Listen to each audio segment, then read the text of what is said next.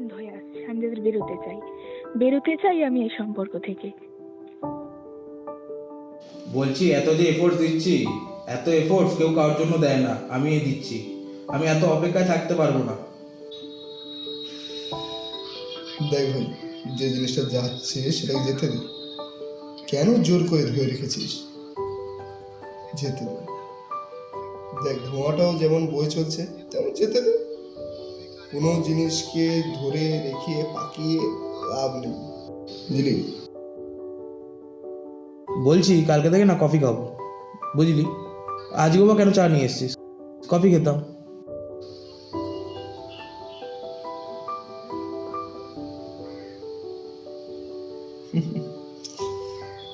তোর মাথা গেছে নাকি রে?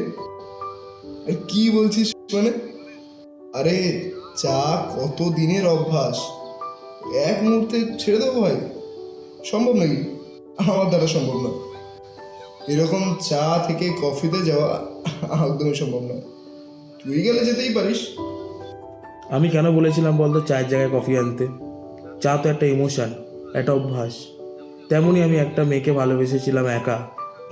তার দিক থেকে অবশ্য কোনো রকম কিছুই ছিল না, কোনো চাওয়া পাওয়া নেই, তাও তাকে ভালোবেসে যাচ্ছি নীরবে। তাই পিছু টান ছাড়তে পারবো না আমি। তুই ঠিকই বললি রে। আর আসলে কি বলতো, আমার না এই ঠান্ডা চা খাওয়াটা ঠিক পোষায় না, তাই ফেলে দিচ্ছি।